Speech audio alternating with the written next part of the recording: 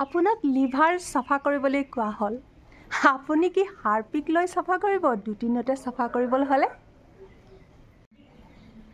আজি সঁচাকৈ কওকচোন ৰ'দটো কেনেকুৱা লাগিছে?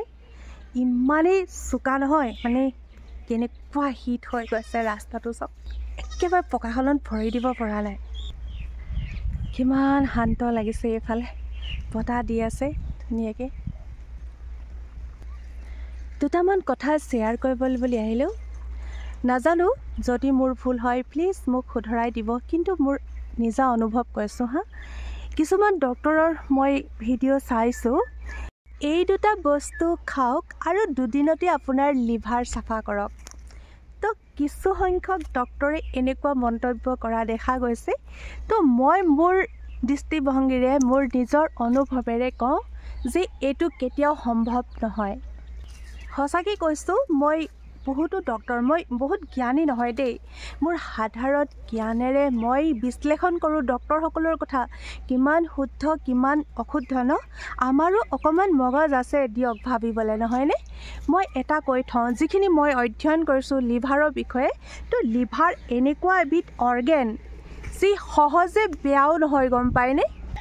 যদিহে আপোনালোকে লিভাৰৰ ওপৰত অত্যধিক অত্যাচাৰ নকৰে। অত্যাচাৰ কৰা মানে আপোনালোকে অত্যধিক মদ পানী সেৱন কৰা, ইলিগেল খাদ্য খোৱা, অতিৰিক্ত দৰৱ সেৱন কৰা, এইখিনি তাৰমানে গোটেই বডিটোৰ এটা অতি গুৰুত্বপূৰ্ণ অৰ্গেন হৈ গ'লগৈ লিভাৰ, যিয়ে নহয় নিজে নিজক ৰিপেয়াৰিং কৰাৰ ক্ষমতা আছে বোলে।